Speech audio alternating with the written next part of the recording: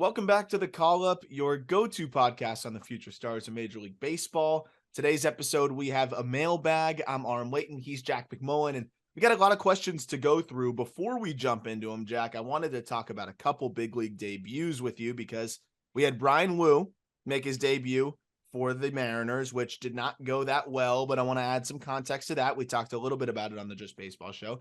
And then Andrew Abbott of the Reds made his debut, and he looked really good yesterday as well. So we'll break those two down, and then we're going to answer all of your questions. So many good ones. We're going to get to as many as we can. Thank you so much for asking them. Jack, did you get to catch? I know you got to call games sometimes, so it doesn't overlap. I only was able to go back and rewatch the Abbott start. Were you able to catch any of that? Like, did you see anything that stood out to you?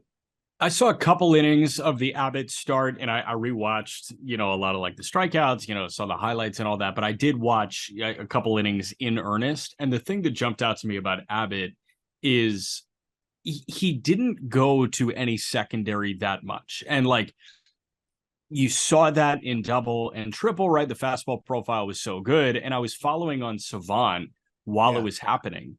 And I was like, okay, how's it spinning? Like, what's the break here? How are we doing? When you look at whiff, he got 7 whiffs on the fastball on 33 swings. So that's like a 21% whiff rate, which is good on a big league fastball.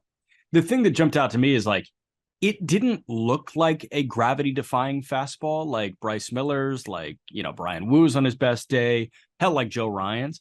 I wish he threw a couple more secondary pitches. And I think he was struggling with fastball command. He walked 4, but you know what? When he's throwing fastballs 60% of the time and he's allowing 1 hit in 6 innings, you'll take it, man. Yeah, I was going to say, so you set the scene really well here because I think this was one where he was just trying to go with what works. And he was fighting himself a little bit command-wise, but in those jams made the big pitch, backdoor to breaking ball when he needed to. And the fastball confidence stood out to me, even when he didn't have it totally, because the command wasn't great. I think he hit 47% of his fastballs were in the zone, I believe. So it wasn't ideal. You talk about the carry that he gets on the fastball. He's just going to be one of those kind of outlier guys to me that he doesn't, shine on the IVB ranks. He doesn't shine in terms of spin rate or whatever it may be. But I actually had a Marlins fan reply to one of my clips that I put out and said that kind of looks like Trevor Rogers. And there are some similarities there. And if you look at Trevor Rogers, the one thing I'll say is that Rogers is not a data darling with his fastball either, but when he is right, he gets a lot of whiffs with it. So it's that deceptive release point. It's just sometimes it just kind of flies through the catcher's mitt a little bit more than you think it will. And even if the data doesn't totally back it up, you got to just react to the hitter's swings. And it looked like it was getting on hitters quickly. And it looked like he had a lot of confidence in it, even without his command being on. There's starts where his command is a little spotty. We've seen that through the minor leagues. But the fact that he could get by with that, I think is what really stands out at the big league level. And, we'll see if that'll continue. But when he's on, he's a threat for 10 strikeouts. And I think that's the more important thing. It's really how bad are the off starts going to be? And I think that was somewhere in between. And he was really good. He only gave up 1 hit in 6 innings. That's the thing, man. So, like, if this is the 70th percentile start for Andrew Abbott, 6 innings of 1-hit shutout ball is absolutely worth it, even if you do walk 4. I mean, we're talking about 5 base runners in 6 innings. That's great. If the whip's under 1, I've got no problem with how many dudes you walk. If you go 6 innings and walk 5, but if there's 6 no-hit innings, I frankly don't care that much. The one that jumps out to me is Flaherty, who went, that was 4 no-hit innings, but 7 walks or 5 or 7. When the whip is over, when the whip is over 1, that's when I start to get concerned with the command. But the whip was under 1 in this one, which I'm really happy with. Before we move off Abbott, I just wanted to shout out Stephen Schock, who's hilarious. Schock with D1 baseball, right? Yeah. Did you see his tweet about Abbott? Yeah, they did. So funny. I used to do Edward 40 hands with this man, and tonight he made his major league debut. I love you, at Andrew Abbott. So funny. So funny. He does an unbelievable, great time to tune into what Steven's doing, by the way, too. He does an unbelievable job covering college baseball. And wow, is it been fun already as we get ready for the Super Regional? So we'll be talking about that a little bit more as we get closer to the College World Series. But yeah, that was awesome. I don't know if you've ever done Edward 40 hands. It is miserable. I I've done have it it. once. I hated it. Oh my gosh, is it brutal? It All is I wanted brutal. to do was get out of it. Yeah, well, there's only one way, buddy. So Bryan Woo probably wanted to get out of that debut, unfortunately, Yeah. as well. But yeah, I want to kind of add context, similar context that we added on the Just Baseball show. The Texas Rangers are teeing off on everybody, and I'm not going to put too much stock in a poor start against the Texas Rangers. Bryan Woo, much like Bryce Miller, heavy fastball usage, but a ton of carry, a ton of ride from this low vertical attack angle. And we saw that. I mean, he threw 26 fastballs, 20 for strikes, and got several whiffs. A 35% in zone whiff rate, 36% in zone whiff rate on the fastball in that start. Of course, he got shellacked and gave up 6 runs in 2 innings. But Yeah. I didn't feel like it was a matter of, oh, this guy's overmatched. This guy's not fit for the big leagues. This was a kid that probably wanted to get ahead of hitters, probably wanted to establish the fastball in his big league debut, and was missing middle too much. And when you miss middle against the best lineup in baseball right now, that's what happens. That's why I thought it was an interesting draw. I thought it was a tough one because you saw the subsequent start where Bryce Miller, who came into the big leagues and took it by storm, also got knocked around. So I thought it was a really tough draw. I understand that they had to do it because Woo was the best option for them with the injury to Marco Gonzalez. But man, I mean, I wouldn't shift expectations on Woo, which is I think he could be a good back end of the rotation starter for the Mariners this year. This tough debut doesn't really change that for me. Yeah. So tell me why Savant spit out 47% four seam, 28% sinker. He threw 75% of his pitches. He threw 47 pitches, roughly 75% of them were in the 96 ballpark. Like they were all same speed. He would mix in a slider here and there, but I mean, this guy was fastballs. And again, you're right. Like when he would tug it into the strike zone, the Rangers were teeing off. Do you see two different fastball profiles? Like, why is Savant giving me four seamer and sinker? Yeah, it's interesting. Even what I'm looking at here, I have like a handful of sinkers he mixed in too.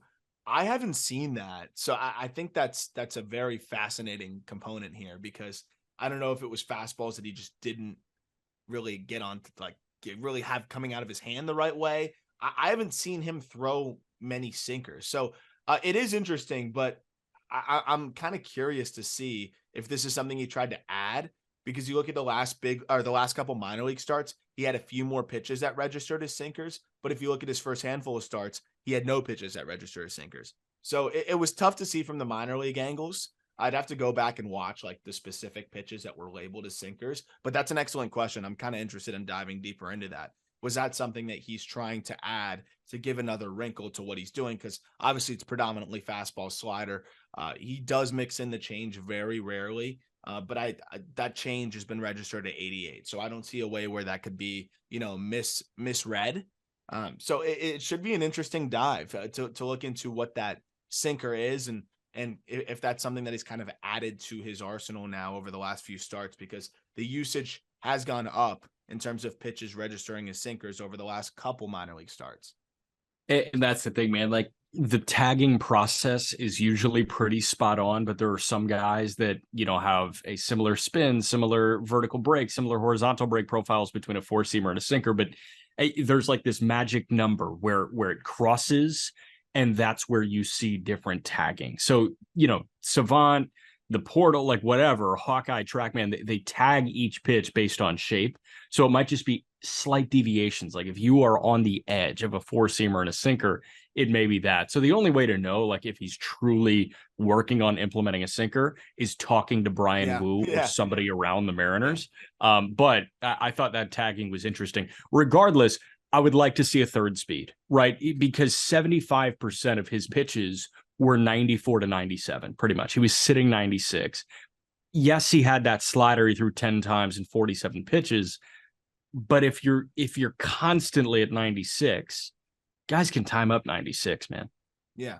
Nice, especially when it's not right at the top of the zone, and it was the same guys that really beat him. It was 2 hits for Corey Seager, 2 hits for Marcus Semien, and then I think one from Jonah Heim and somebody else. So like it was just really the fastballs getting hit hard. So I'm not too worried about it. I also think that if this sinker is something that he's been implementing a little bit more, he's still kind of figuring out how to sequence with that. It's a different beast than just 60% four seam and then whatever else slider. Like this is a little bit more sequencing. So this is one of the guys that I'm most excited to watch the follow up start to his debut, because I do think he'll bounce back and have a solid start next time around. Yeah. Ready to get into these questions? I've got him. So we've got several good ones. I have them up here too. Do you want to just kind of go in the order that you pasted them in our rundown and just go, For sure. go with that? All right. Yeah, let's do it. Do you want me to run you through them? Yeah, let's do it. Let's do it. All right. So great response on Twitter. Yeah. Excellent response. I mean, we put it out and people immediately jumped in to ask their prospect questions. So we thank you so much for doing this. And I feel like we should do more mailbags because so many people want to ask questions. Yeah, so 100%. After seeing how many came in too, like we'll definitely try to do it at least every 2 weeks. Maybe we'll mix it in when we're really excited for back-to-back weeks. Yeah, 100%. All right, let's start with at Claiborne Katie. Who gets called up first for the Giants between Kyle Harrison or Luis Matos? And this is an interesting question because both of them are in AAA Sacramento. Harrison provides an immediate bump to that rotation, although I will say he is just now getting over his walk issues from April and May. He has put together like some decent starts recently, and he had a great start mixed in, I think, last time or the time before.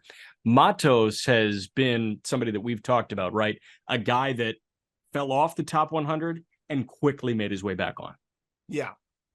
This is an interesting one because, yes, we have seen a better Kyle Harrison as of late, especially he had and it's so interesting because it really is a matter of him against himself. I was talking about this with like Edward Cabrera.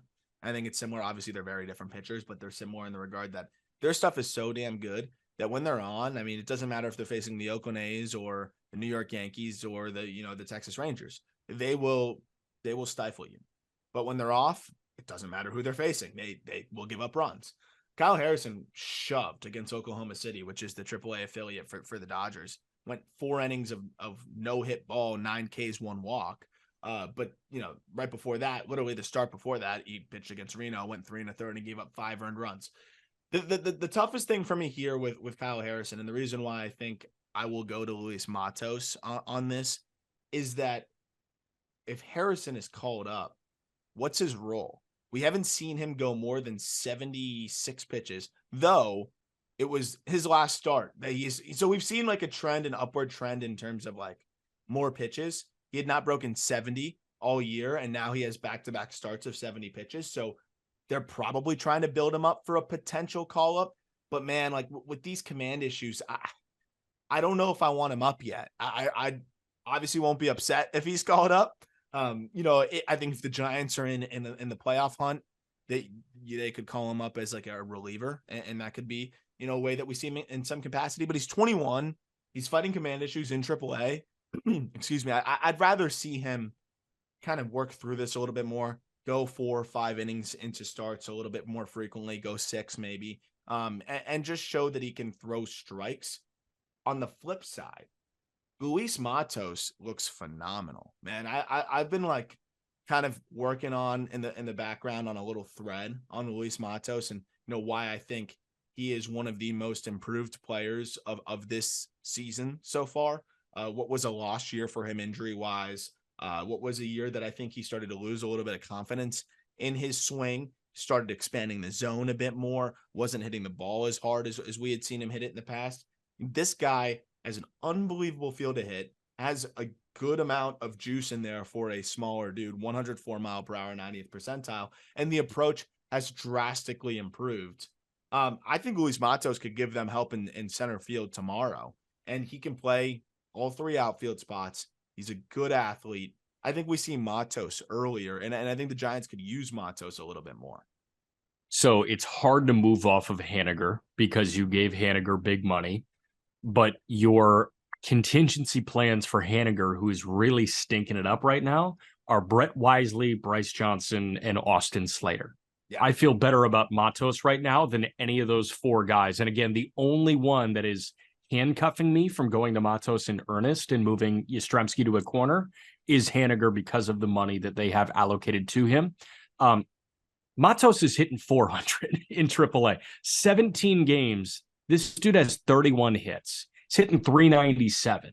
The most interesting thing to me, and yeah, he's not really a punch-out guy, 6 Ks and 83 plate appearances in triple. Yeah. That's not really a punch-out guy. That's like Juan Arias. That's best in baseball in terms of not punching out. And he hits the ball so much harder than them. So there's something special kind of brewing here. And again, like cut the ground ball rate down. Everything looks good. And this is one that I bring it up with the conversation that we had with Casey Schmidt on the call up way back. And we were just talking about a couple of different teammates. And he's like, look out for Matos. He's just been hurt. Like he just hasn't been right. He's way better than this. And if you remember 2021 and going into 2022, we had Matos as a top 50 guy, but it was so bad last year, like so bad.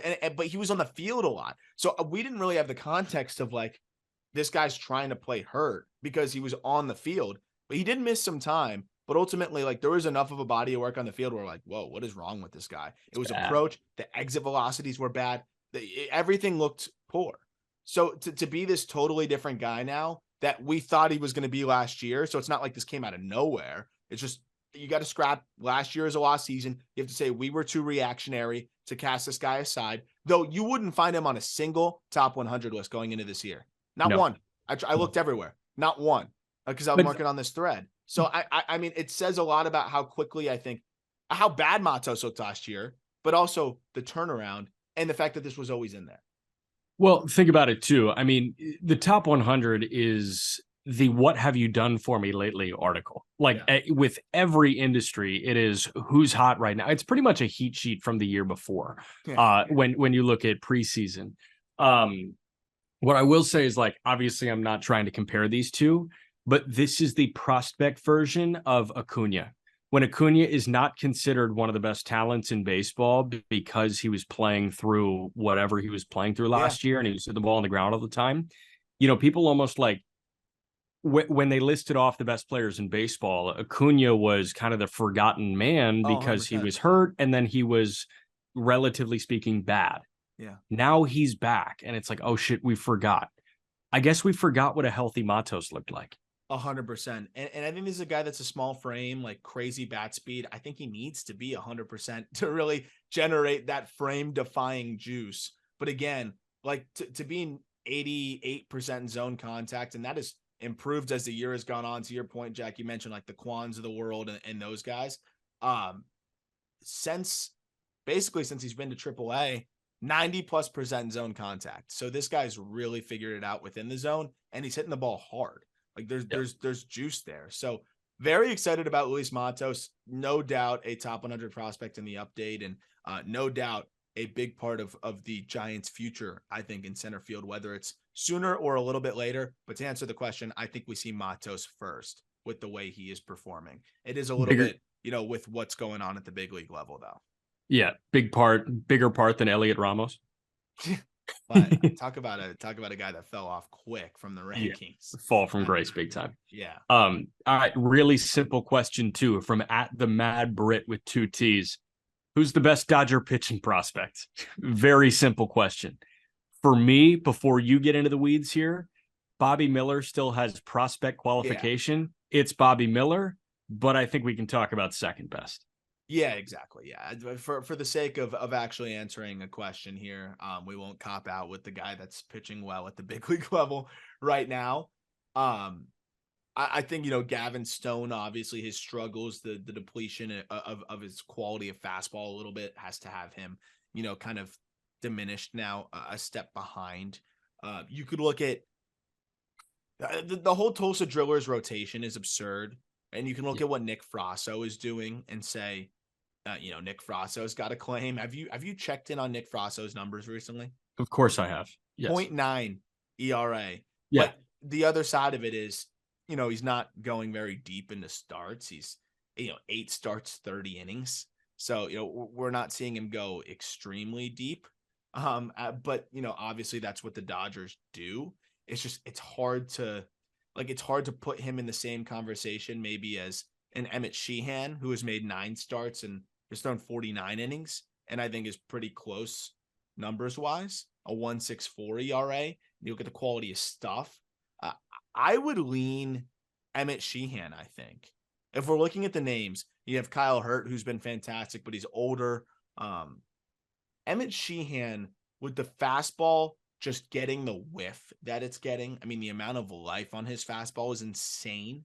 Then you have the slider, which is, I think, looking like a plus pitch, and then the changeup, which was already a plus pitch. I think when we're looking at who translates best to the big leagues as a starter, because obviously the starting prospect's going to be better than the relief prospect, I'm going to have to go with Emmett Sheehan in terms of the 3-pitch mix and what we've seen from him and the fastball quality. Yeah. So a couple other names that I want to throw out here, like River Ryan has been awesome, but we've seen some command issues. Who else? Maddox Bruns has been awesome. We've seen some command issues. I think Frasso might be 3 for me behind Bobby Miller and Emmett Sheehan. Nastrini at this point, he's been good, but he hasn't been otherworldly like the other ones. Honestly, I don't think Pepio's in this conversation anymore. No. Which is wild, man. And that, I think that's less of a knock on Pepio, but more a testament to the Dodger development and how many freaking arms they have. Ronan Kopp's another guy that you got to talk about. But again, like the command issues, the fact that Sheehan is not walking an egregious amount while still putting up this low 1 ERA and opponents are hitting like $1.15 against him. I think for me, it's pretty clear. Bobby Miller 1, Sheehan 2, everybody else 3. Yeah, I think Frasso could kind of like wiggle his way in there if he went deeper. Yeah. It's just haven't so seen it hard. yet. It's just so hard, and it's just like I'm working on 3-4 inning spurts here. But I will say, I mean, he has given a few 5-inning outings where he has looked really, really sharp. So you could make the Frasso case. He's also a year and change older. So I think that's part of it too. And has dealt with some injury history as well. Yeah. I honestly didn't see anything, but I'm looking at the game logs. He was pulled after a third of an inning. He walked 2. I don't know if it was, I doubt it would have been because of the walks. I don't know if I saw anything injury related on him, but we'll have to look into that. But I didn't see that start. I don't know why he was pulled after 1/3 of an inning. But regardless, I think Sheehan's the answer there. But trouble in paradise, I mean, what a ridiculous group of arms there that they have in LA. So stupid. Start trading some. Yeah. For the love of God, start trading. I think they will. And again, Kyle Hurt, like that guy's numbers are insane. His data is silly. Yeah. All right. Third one from Caleb_L29. How should we evaluate struggling hitters in the Southern League? I saw Mason Auer was hitting 132 and slugging 213. This is at the time. Didn't know that was possible. Again, this was from Caleb_L29. We didn't think it was possible either. Yeah, Mason Auer is a big surprise this year. I think, yeah, you can highlight the baseballs as a reason to, point towards a little bit more whiff. But, the short is I'm still figuring out how to analyze the Southern League. And guess what? So are Major League Baseball teams. They have no idea. There's a reason why we're seeing Ben Brown skip Double-A. I think the Braves wanted to fast track AJ Smith-Shawver, but there was also another reason why we saw him skip there. As far as I know, Jack, there's not one top 100 prospect actively by just baseball actively pitching in the Southern League right now. And really? The Southern League is a smaller league, but I don't think that's a coincidence. You have a top arm, you're getting him the hell out of there. It was part of why we saw Andrew Abbott quickly out of there. I mean, how many 14, 15 strikeout outings do you need to see from that guy? Nobody. Now there's rumors that there's 3 different baseballs that they're mixing in there. MLB says there's only 1. I've heard that there's definitely not just 1. And I trust where that's coming from. So it's a very wonky situation. That said, these baseballs will not make you hit 130. They will make you strike out 5% more frequently. They may make you, see a drop in your home run to fly ball rate a little bit. Yeah. They won't make you flat out suck. And I think we're seeing that. And especially with these other two baseballs that are mixed in, I think two of them are not as dramatic. So you're seeing a little bit of normalization. But I also think the numbers, if you look league by league, are a little bit skewed because the pitching in the Southern League isn't that good. And you're seeing a lot of average arms become above average, which just makes it tough. Like Justin Jarvis, not trying to like knock on him as an example, but like he was not really much of a prospect going into this year with the Brewers. Very average minor league arm. Now he's well above average, one of the best arms in that league, and just consistently churning out quality starts. It's like you never get a day off in that league. And I think like if you're a struggling hitter, that's got to really mount on you. So I kind of take it case by case. But for Mason Auer, that's a guy that you're slumping. You're looking forward to that Birmingham series where you can face a bunch of those weak arms. But even those weak arms have ride on their fastball. Like even those weak arms are getting crazy break. So even if the stuff's not that great, it's better than it should be. And you don't have a day off. So it's case by case. But I would say 5% margin for error of strikeout rate would be the best way to describe it. And maybe 20 points on your batting average. And that's super back into the envelope kind of math there. But that's kind of what I've seen. No, I mean, 20 points on the batting average. Like the two numbers that he cited were batting average and slug. 20 points on the batting average, 30 points, 40 points on the slug. Like you expect. Yeah, it depends on the guy, but I've definitely seen about 20 to 30, maybe 40 on the slug as well. Yeah. So yes, like give him that room for error, but Mason Auer in 44 games hitting $140 with a 217 slug, like that's a bad year. It's not just the baseballs. Yeah. No, I think this is a year that's mounting on him. And again, like guys like that, though, I do think that there's a mental component of what's happening in the Southern League. For sure. So I cut him some slack from that. That's kind of unquantifiable. But I will say like about that buffer zone of what we said, it's even harder for pitchers. I think it's even harder to analyze pitchers because again, like is Justin Jarvis good now? Did he make some major change? Is Pat Monteverde good? Yeah. Yeah. Is Pat Monteverde a legitimate pitching prospect now with the Marlins, or is he just kind of a guy that's maximizing great command with stuff that used to be fringy and now is slightly above average? It is really hard to size all that up, and teams still don't know what to do. That's the problem.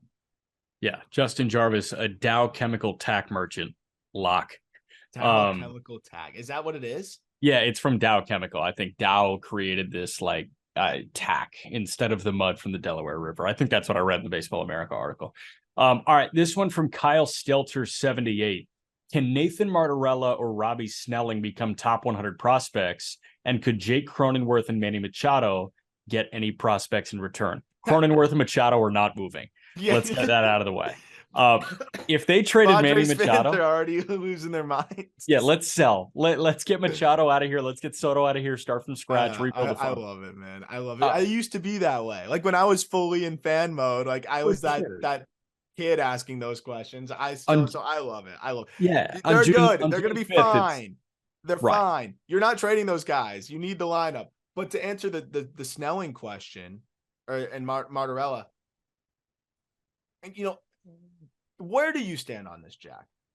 First basemen are hard because they're first basemen. And like, look at Tristan Casas.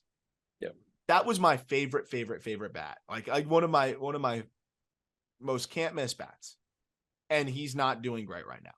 And when they don't hit, they're pretty much useless. So first base prospects have to be bulletproof. And I thought Casas was near bulletproof. And I still think he's going to be a good big leaguer.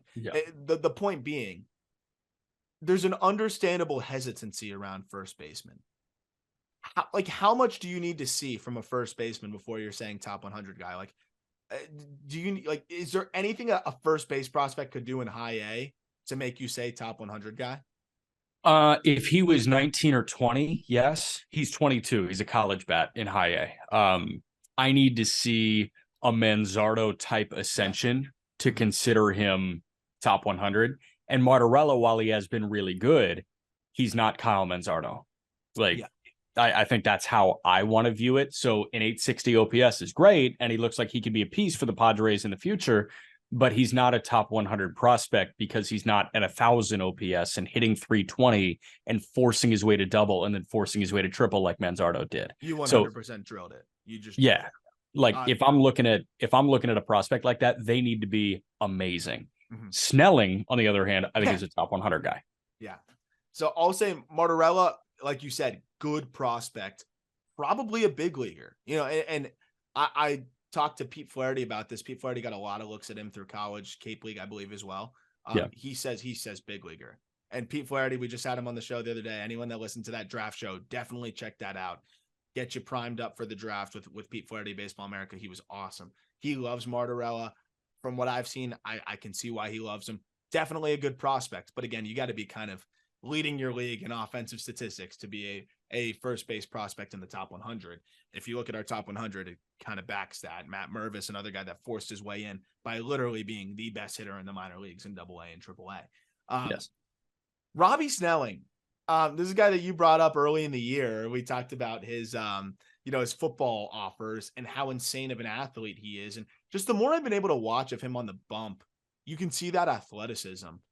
High school arm, yes, it's low A, but high school arm to be this polished already is pretty remarkable. And he's coming off of a start against Visalia where he goes 5 innings, 8 Ks, no walks.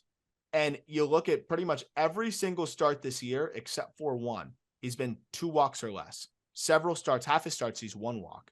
And he only had 1 blow up where he walked, and I had air quotes for those just listening, with 4 walks where he only gave up 1 earned run in 5 innings.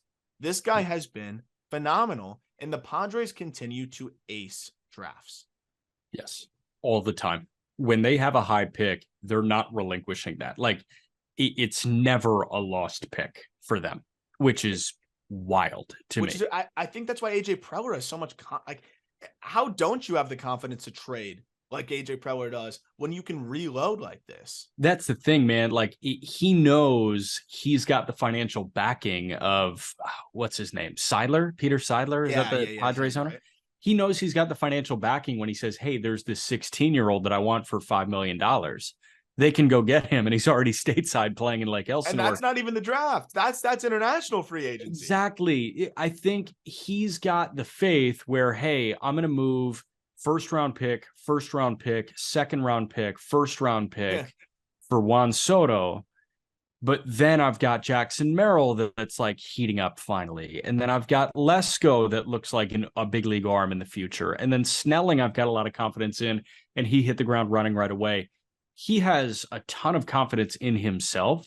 And I think that's what makes him, quote unquote, a good GM. I think you and I think that he may not be great, but we are prospect huggers, I guess. And he may also not excels at certain things. Like I think he excels at building the depth where he may not excel as like the swinging for the fences moves, which you're playing with fire. Like, how do you excel at that? That's pretty hard to do. Right. The thing that jumps out to me about Snelling real quick, he's faced 143 hitters. 2 have taken him deep. Inland, Southern California. Easy to get the ball out there. Yeah, I think that's a really important note. And also to kind of piggyback on that, Jack, a ton of fastballs, 60% fastball usage, and he's not getting taken deep. That says a lot. His fastball is near, I think it's roughly 19 inches of induced vertical break, which from his release point, that's real tough to pick up. So this is a really good arm here. I think I see some similarities, ironically, to like Robert Gasser a little bit, but with, I think, way more potential, and a better feel for the curveball. To already be spotting the curveball 65% strike wise, and to be spotting the changeup, like he's locating the changeup pretty well. Robbie Snelling's the top 100 arm. We're like spoiling the top 100 list here. There's another one that will be in there, especially with the athleticism. He's a young 19. He's closer to 19 than 20. Yeah, I mean, that's really impressive. One note real quick. Jackson Merrill, I'm surprised we got no questions on him. You mentioned he was just heating up. I texted you the other day. I was doing my research. Baseball America has a really, really, really, really good article every year. I think Matt Eddy does it in terms of highlighting ballpark across the minor league ballpark factors. So, which is so vital, something that we consider so much in the big leagues, and then for understandably so disregard in the minor leagues, because fans don't have much access or ability to understand that, and there's quadruple the parks or more than that. You didn't even realize totally how much of a pitcher's park Fort Wayne is, where Jackson Merrill is playing right now. As far as I saw, I think it was number 2 to only the Jupiter Hammerheads, which is the Florida State League, which is also where the Marlins play spring training baseball. So like that is the number 1 graveyard. Number 2 behind that. So Jackson Merrill, a guy that's still, the power is burgeoning. He's a contact guy first, which you wouldn't expect for his size, but that's what he is. Power is still coming through. That would explain that a little bit, right? So I think that's a really interesting, like, contextual, just added factor to this. I was there for a year and I had no idea how much of a pitcher's park that was. Isn't it crazy? So I would see big, strong lefty bats just take it like onto the concourse and right. I think the only way you're good there is if you're a big lefty bat and you can go pull side. And Merrill's a use the whole fields guy, like above average power right now. I'd say it's average right now. He can grow into a lot more. And it makes sense, but he's going to really start heating up soon, I think. Got you. All right, next one. If you could take any prospect and put them in any other system that you think they would have a better chance to succeed, who would it be and why? For example, taking Jordan Walker and putting him on the Yankees because they so badly need outfield offense. That's from @ESPN Raw 85. Jordan Walker on the Yankees is an interesting one. Let's go elsewhere. Yeah, I'm good on that. But I get what they're getting at there, and also Jordan Walker at a Yankee Stadium would be fun because he goes foul pole to foul pole like Judge does, and he wouldn't need to cover much ground in right field. No, not at all. I wanted to go a little bit like outside the box here because there's so many like good prospects that I don't know how much would change from team to team. I was looking at guys that are kind of blocked that I think could play every day right now for another team and probably excel. And I had to send Jordan Westburg to the Boston Red Sox because there's multiple layers to this for me. Jordan Westburg, I think, can play all over, obviously. Right now, he would be an upgrade for them at shortstop. Right now, right this second. But, you get Marcelo Meyer up there maybe in 2 years. You cross that bridge when you get there. I would love to see Westburg in that ballpark where he's another guy that uses the whole field. But, man, when he goes pull side, he really gets a hold of it. He would pepper that wall. I could say the Miami Marlins, too, but I wanted to kind of give multiple teams. Boston would be better with Jordan Westburg right now, right this second. I mean, they're playing, Emmanuel Valdez, who is a fine 40-man filler guy, but like that's who's playing games at second base. The speed that he brings, he's above average runner. Again, he can play both shortstop and second base. He just helps you in a lot of different ways. I'm a big fan of Westbrook. I think he makes the Red Sox better right now. I was trying to find a team that like really, I think it is not bad, like is semi-competitive and would be better at this moment. Red Sox, I think Jordan Westbrook to the Marlins is an absolute no-brainer. Same with you could say Joey Ortiz to the Marlins. I think those two guys were very, very like obvious low-hanging fruit there. I don't know if you had anybody on your radar though. I have a couple others. So I would take a Kauser or a Kjerstad and put them in right field for the Chicago White Sox. That's what I was thinking. Bolas wasn't cutting it. I selfishly wanted to help out the White Sox. A couple others, and I know we're going to revisit one of these names here, but if Cleveland is technically not moving Bo Naylor up to the bigs, I think Naylor would be a great option here for Miami or for Boston. San Diego, I think would be great because San Diego, I don't know, I think they're willing to sacrifice some receiving skills for some life behind the backstop. Yeah. That's kind of what jumps out to me. Also, there are teams that are in dire need of shortstop help. And I think that, somebody like I don't want to give you a blue chip or like an Ellie or a Marcelo Meyer, but a Westberg could make a lot of sense in Atlanta too, if you wanted to move off the Grissom Arcia conversation. Yeah. No, I do like that one too. And then how about like a Bryan Rocchio? Because that guy, you just saw him. Let's talk about Bryan Rocchio. I think that he's the Guardians shortstop. You have to abort the Ahmed Rosario mission right now. I agree, but it's not happening right now. So in terms of the right now, obviously the Guardians are going to keep him and he's going to be their shortstop in the future. But I mean, in a vacuum of Bryan Rocchio, you're Bryan Rocchio's agent, right? You're his guy. Would you want him to stick with the Guardians right now and wait it out, or would you say, hey, I kind of want him to play every day somewhere else, where he'd probably be a little bit more of a factor? I think Bryan Rocchio is a perfect plug and play shortstop for a winning team. I think that he is the perfect shortstop option for. Listen, I mean, the Marlins are kind of in this conversation because the Marlins, right now. the Red Sox, the one thing is they have Meyer coming up, who obviously we love, Yeah, and they have Story coming back. That said, they're an option. The Marlins have nobody. It's Khalil Watson, who just broke a 0 for 30 spell, who I still think looks a lot better this year. But like, you're hoping you have something there. Nasim Nunez, who I like, but like, if you get you'd swap. I love Nas, but like, you'd swap Nas for Bryan Rocchio in 2 seconds. Come on, for sure. So I would say that's one. Yeah, I would say Rocchio as a Marlin or a Brave, I think makes the most sense. Rocchio as a Brave would be, that'd be so annoying. That would be really good. Because that's your 9-hitter. That's like your 9-hitter. Oh my gosh. Yeah, Rocchio is a Brave, done. They need 8 or 9 hole, and they need foolproof. Like, they were searching for Jeremy Pena in Vaughn Grissom. They didn't necessarily get it, and there's still time for Vaughn Grissom for sure. They're searching for Jeremy Pena in Arcia. Arcia is not Jeremy Pena. I think Rocchio can be in a different way. Like, Pena is a little bit more K, a little bit more pop. I think Rocchio is as safe when you combine all attributes and look at the overall floor. I think he's as safe as Jeremy Pena. Oh my gosh, man. Would you AJ Smith-Shawver for Bryan Rocchio? Send it in.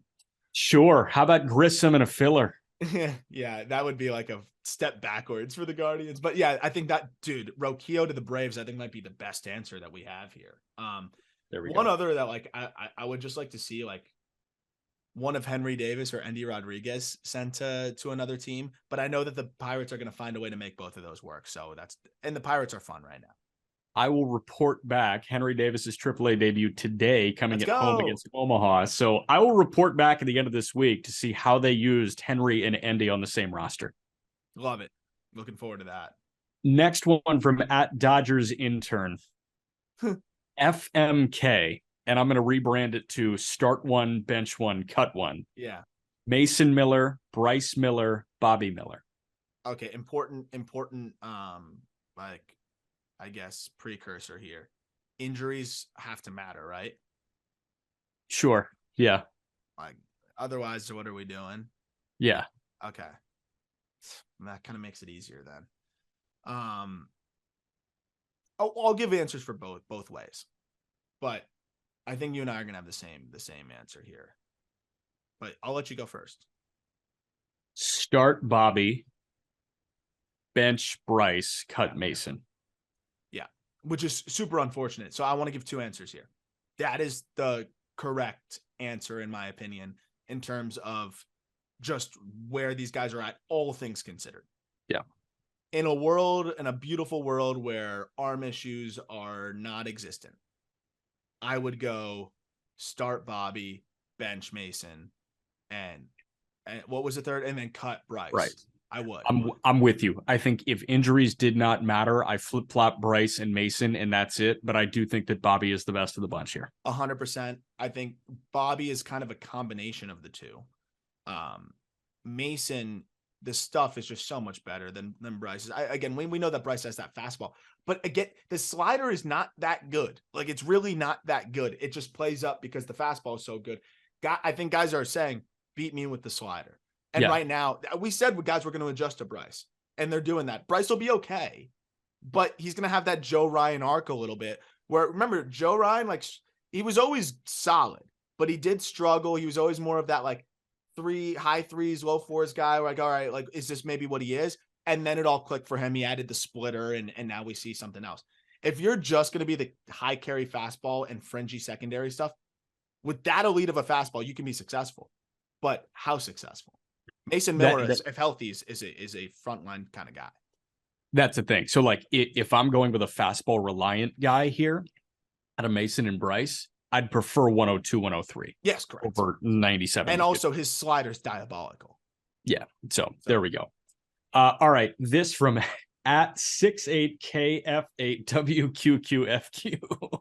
This is what's the Elon process generated of making that your username? I think that's Elon generated, and he just didn't change it. Okay. But I know but you it's the love the best. question, so It's the best question of the bunch.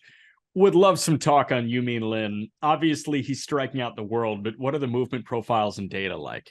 Yu-Min Lin, last start with High A Hillsborough, 5 innings, 1 hit, no runs, 13 Ks, no walks or 1 walk? 1 walk, 1 walk. 1 hit, 1 walk. Okay. I gotta connect with by the way, gotta plug my guy Gary Mattis. Yeah.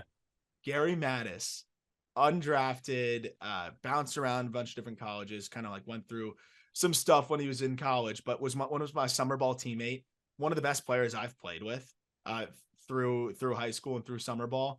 One of the most electric stances you'll ever see, by the way. Like, he crouches so low that he actually looks like his butt's going to touch the ground. Freak athlete. He's a Hillsborough hop. So I got to ask him about Yu-Min Lin, because what he did last start was absolutely insane. But look out for Gary Mattis. He was signed to be an org guy and is just hitting way better than an org guy. And he's also the man. So just had to give Gary Mattis a little plug. I promise if you watch that guy swing, you'll laugh. It's so fun and so electric. Anyway, also 6 shoe game for Gary Mattis. Sweet. Yu-Min Lin. What in the world, man? 19 years old. And so you brought him up before the year, and you asked me about him when we were doing the D-back system. And I said, he throws 89. Like, I'm interested. He's a name to watch, no doubt, because he's young. But like, I got to see him break 90 before I'm, looking at him as a legitimate prospect. Well, Jack, he's averaging 90 on the fastball, which at 19 now you can say, okay, you can go to 91, 92. The whiff numbers are fantastic on the fastball, given that it's 90 miles an hour, 25% in zone whiff. His changeup, and it sucks because the Hillsborough camera angle blows. Yeah, his changeup is insane. 62% in zone whiff, and he's throwing it 35% of the time. 31% swinging strike rate. Opponents are hitting 132, 215, 210 against it with a 52% strikeout rate. Then he has this cutter that he's struggling to command, but it's a pitch that he has. And he also has a slider and a curveball to taste break. So lefty with 5 pitches, diabolical changeup, and just a deceptive delivery. How aren't you in? Like, this is interesting stuff here from Yu-Min Lin. And the fastball continues to tick up, Jack. It's over. He's touched 94 this year. Where were you when the call-up bought into Yu-Min Lin? Because I'm sitting right here, man. You're sitting right here. It's real. Can you take me through the walk numbers? They're awesome. They're absolutely awesome. This guy's walking 2.5 guys per 9. When he's striking out 12.5, he's walking 2.5. And I want to pull up his game log here too, because I want to walk you through like what he's done literally with walks. We should clarify, Diamondbacks prospect, if you didn't know the Hillsborough hops. Yes. We're so bad at this, dude. We are so bad at that. We got to start just saying like Jordan Walker. Expect you to Cardinals know everything we outfield. know. Like, we have a show to tell people about prospects and then expect them to know what we like. You gotta get better about that. But anyway, apologies. All right, walk totals by start.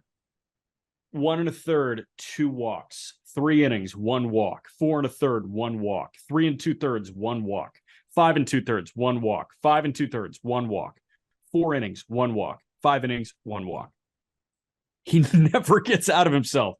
This guy in 8 starts has struck out 45 and walked 9. Opponents are hitting 204 against him. So they're not getting hits, they're not getting free passes, and they're striking out all the time. I get that he's sitting 90. Even if he was sitting 88, these numbers are undeniable. Yeah, I know. And the thing is, he's touching 94. Yeah. So if this guy's 92, 94 by next year, this is our guy. We're stamping him. He might be like a legitimate pitching prospect. The changeup, 19 inches of horizontal. You wanted data? No way. 689 WXYZ. You wanted data? Here's data. 19 inches of horizontal. That's a screwball. That's Devin Williams. Yeah, it's a screwball. Isn't Devin like 17? He manipulates the crap out of it. Sometimes it's not a lot. Sometimes he puts pressure on the index finger. But yeah, it can be up to 20 sometimes. But I think it averages out at about 17. Dude. And it's not this super slow changeup too. Like, that's the problem. Like, oh, you have a great changeup, but you throw it at 72 because your fastball stinks. No, it's up to 79 now. So it's 79 to 81 with that screwballish change. Like that works. And if So you're at a 10-mile-an-hour difference between your fastball and change, that shit plays, man. and it's only growing. It's only, he's only generating more and a Yeah. pretty low vertical attack angle at 5 inches. So I'm in. I'm 100% in. I'm loving what we're seeing from Yu-Min Lin. Are you surprised that at Larnick Enjoyer asks a Twins question? We made fun of Warnick and Joyer on the Just Baseball show. So we did. We made fun of the at, and I got a DM that was like, "How dare you?" from them. So Warnick and Joyer, thank you for being a Comet fan as well. And it is very understandable to be a Larnick Enjoyer. He's fast as hell and hits the ball really hard. For sure. Larnick Enjoyer asks, who do you view as the better prospect, Royce Lewis or Brooks Lee, and why? It's funny, we talked Brooks Lee on the draft show because I was asking Pete Flaherty to weigh Brooks Lee and Jacob Wilson. Okay. Because I think they're very similar in a lot of ways. Brooks Lee is what's interesting is Brooks Lee has some injury history as well, which is why he like quote unquote fell in the draft. Though it pales in comparison to Royce Lewis's extensive injury history, which falling on his face, thank God he's okay. I would have actually been like distraught if Royce Lewis was hurt from that tabletop over Gabriel Arias, who I was upset with at first, by the way, but then you realize that's a guy playing out of position. Like you can only blame him so much. So yeah, I think natural first baseman can go through the pros and cons process a little bit quicker than Arias can. Yeah. Arias is a shortstop playing first base. Holy hell, Guardians, get a grip. Yeah. But he's a shortstop playing first base, and you've got him like saying, "Hey, I'm going to keep my foot on the bag and pick it." Like that's what he's thinking about. He's not thinking about that. Hey, am I going to get smoked right now? And you could see immediately he was like, "Oh no!" Like you could see how distraught he was. So I was like, "What is he thinking?" But you can understand the mistake. That said, Royce is okay. He's going to be back. Yeah. The answer is Royce. And I, as a Brooks Lee, as a guy who was devastated that the Marlins did not take Brooks Lee, Royce Lewis is on a different level. We've seen Royce Lewis turn into everything that he was supposed to be, which is power, better field to hit than anyone would have expected, and also just a great athlete.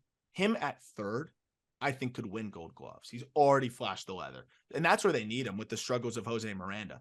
So the answer for me is clear-cut Royce Lewis. Brooks Lee's an average defender at best at short. He's probably going to move to third or second every day. If that's the case, he doesn't quite have the offensive upside that Royce Lewis has. Lewis gives you more speed, way more power, and obviously the field to hit is further off. Brooks Lee's a plus hitter. Lewis looks like an average, slightly above. But, I mean, it's just not even close in terms of the upside to me. Yeah, so it just feels like every tool is better for Royce Lewis. Did you see him last year before he got caught up? Yeah. Did you see one of the walls that he hit like just otherworldly hard? Yes. Did he do anything special against you guys? I think he popped like a 113 or 114 against us. That's what stood out to me is he eliminated the leg kick and saw no loss of power. So he saw uptick in contact, uptick in swing decisions, popped a 113.6 to right center for a double. That was off Cam Aldred. And then was that against you guys? Was Aldred it was. Aldred was in India. 114 off of Aaron Savali pull side, and then 113 off of Connor Overton pull side. That was last year. That's plus juice. That's what I remember. The 113 the other way, like to the right center alley. Yes. I was like, what are we doing? That was the swing that I saw, and I said, okay, everything I said about Royce Lewis in the past, I was wrong. Like he found something. He was also fast as shit down the line. I remember that. He still is. That's the thing. He can still motor, even with the ACL. Yeah. So answers Royce Lewis. Brooks Lee's a great prospect, but more floor over ceiling. Lewis has proven to us, I think, that he can hit now, and the ceiling is there. Cool. 3 more for you. We'll get through them quick. Antfuse, ANTFUUUZ, says, how should we evaluate Jack Leiter's recent success? Is he a top 100 prospect again if he replicates this production over the next month? You go first. It's going to take a little longer than I think 2 months, honestly, because like he struggled a bit in the first month, right? And then the last month is when he turned it on. Like it's not like he hit the ground running in double this year. So for me, I think I need until the end of July. Okay, that's fair. So that is to buy that he's 100% back to who he is, or that he's a top 100 arm. That's the interesting thing, because I think it's one of those games where you have to like see who's in front and decide who you're taking ahead of him. Yeah. Let's play a game. Ben Brown or Jack Leiter? At this very moment, Ben Brown, Okay. but that could change. How about Connor Phillips or Jack Leiter?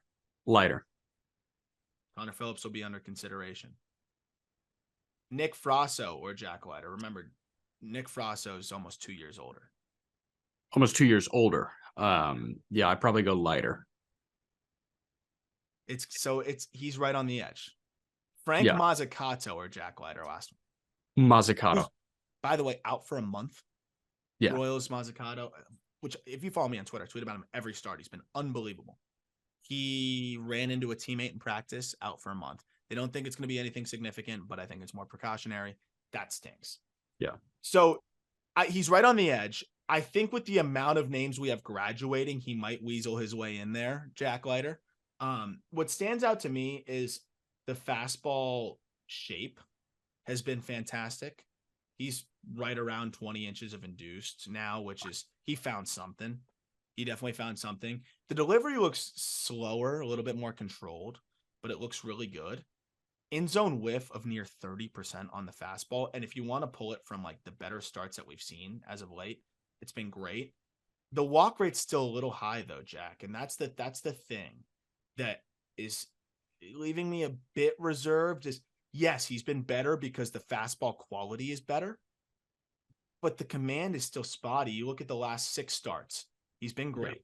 Striking out 32% of batters, opponents hitting 171, but 61% strike rate.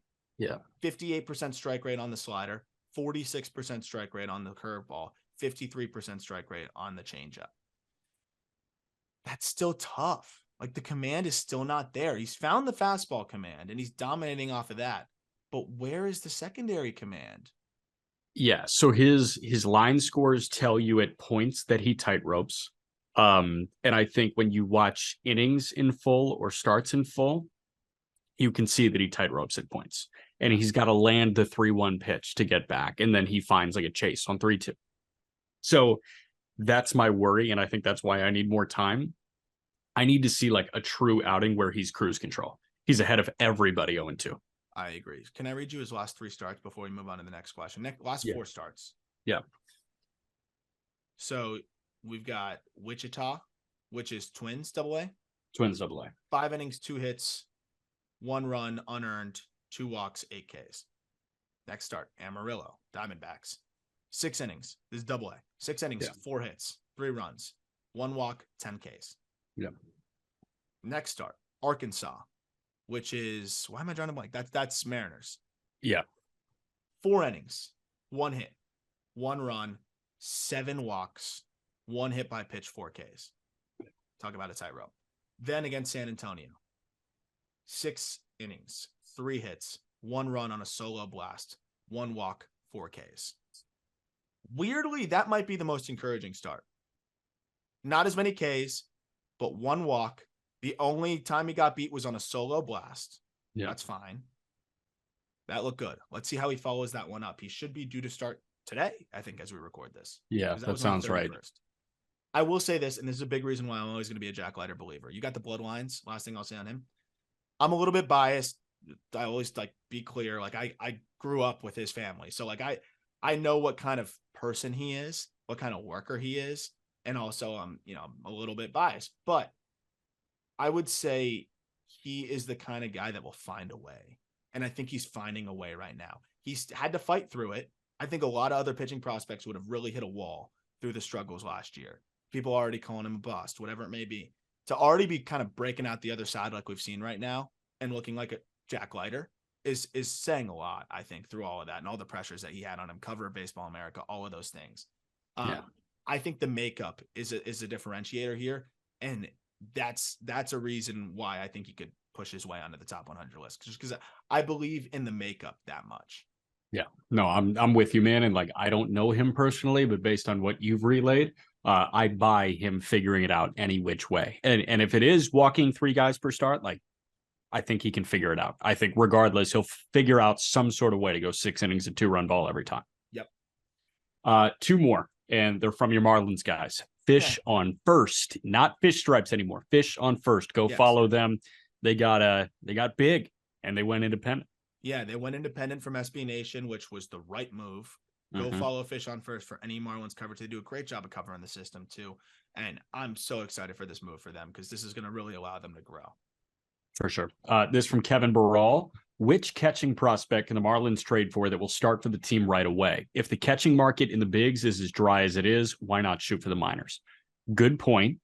We've talked about Yasmani Grandal a lot. Like, if you just ate the contract and went to grab Grandal, but I like the route that Kevin is thinking, and it's the route that we love for the call-up. There was a name that immediately jumped to my mind, and I think that, this guy may be on your radar as well.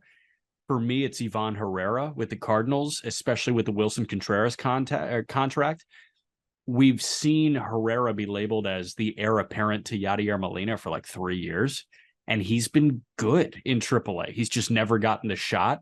He's OPSing, I think, 930 in triple right now. 933. He's walking almost as much as he's striking out. There's enough power there. I think he's swiped 4 bags too. Herrera is a decent defender. I think Herrera is a big league ready catcher that just doesn't have a spot right now. And the Cardinals, we know they need some starting pitching. The Marlins probably have a starter that they can relinquish. Talk about a Talk about a prospect that's just broken my brain over the last couple of years. You and I have always talked about this.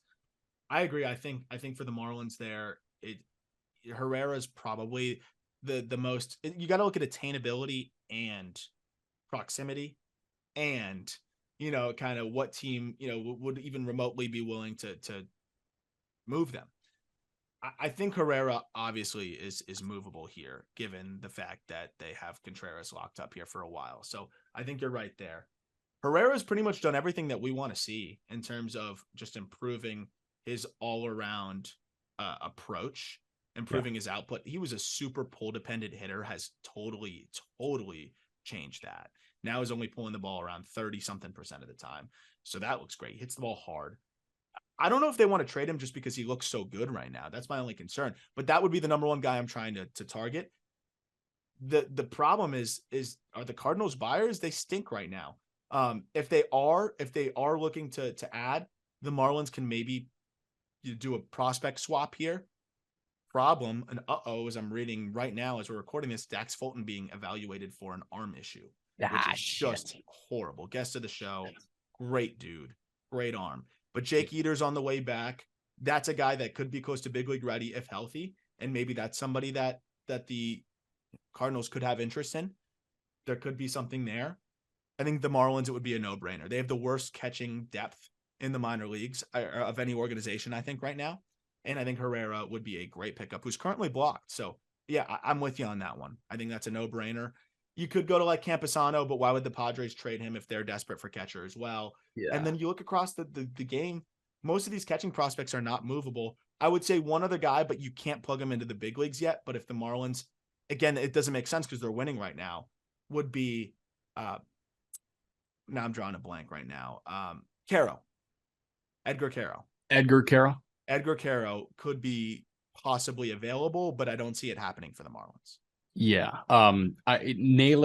Naylor's obviously the plan for the Guardians. I don't know why they've moved there, but I mean, after that, I think the prospect intrigue really falls off a cliff. Sam Huff is probably the next. Most of these guys are untouchable. That's why catching prospects are so valuable. They're either really good or it's a guy like Huff who, is he an upgrade over Fortes at this point? Probably. He's been swinging it as of late. Yeah, no exactly. doubt. So I think Herrera is the best option here. And then this from your guy, Eli Sussman at Real Eli. International guys coming off 2022 DSL success, who you're most intrigued to see stateside now that rookie ball season is starting up.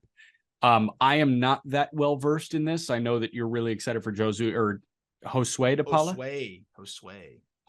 de Paula in the Dodgers system. I want to throw you one name that Taylor Davis has keyed me in on. Axiel Plaz in the Pirates organization. Plaz last year in the DSL slashed 382, 500, 706 in 32 games. He walked 13 times. He punched out 16 times in 86 plate appearances, 11 doubles, 3 homers, 21 driven in. Plaz is a guy that he's been really impressed with defensively, and he thinks the bat can play. So that's my one DSL guy that I can key you in on. That sounds electric. I honestly don't know much. I'll be honest. I need to do more research. I'm very excited about this like complex stretch here of what we're going to be able to see and some of the players that we're going to be able to get looks at. And I'm going to try to get out there and get some complex. I love the complex. You know, that's where I just love to just sit there all day and just take it all in. Josue DePaula's got to be, you know, up there as one of the most exciting guys to watch right now in terms of who's you can look towards and say, hey, this guy can make a big time impact, you know, right away. And I'm pretty sure he got assigned to low A. So I think he's going to be, you know, kind of ready to go in low A right away. You've got Jose Gerardo from the Marlins, monster power, a guy that, you know, I really like as if it all clicks, could be a really exciting prospect. It's tough with the complex because so many of these guys we've barely seen. But Kiner Delgado of the Yankees is another one. Delgado, switch hitter, great bat to ball skills. I'm a big fan of Delgado's. I think he could be an impactful prospect in that system very soon. That's probably my number one guy I'm looking forward to watching. Marco Vargas, Marlins as well. Again, I know the Marlins complex a little bit better than others. But I would say Kiner Delgado of the Yankees. That's a guy that I've been really excited to watch. I've been very eager to see what he's going to do. And hopefully we'll get some more, you know, stateside looks at him soon. But other than that, I honestly, you're going to have to stay tuned because I am very much just looking forward to getting more looks at guys kind of as this year goes on, because it's so hard with limited data available on the guys last year. For sure. All right. That's the mailbag. Let's do it. All right, man. Well, thank you all for the questions. I think it was as good a questions as we could ask for across the board. I think we got to do these more often. Yeah. I think that's very clear. And I'm excited to kind of give you a little bit more on the complex side. We'll give you some updates on prospects I'm looking forward to watch. I'm sorry I couldn't answer that question a little bit better, but looking forward to answering that one better as we move forward here, guys that are sticking out. But yeah, that's it. Look forward to talking prospects with you. Brewers top prospects with you later this week. And we'll keep doing these mailbags a little bit more frequently. Until then, thanks for listening. If you could leave a rating, we'd appreciate it.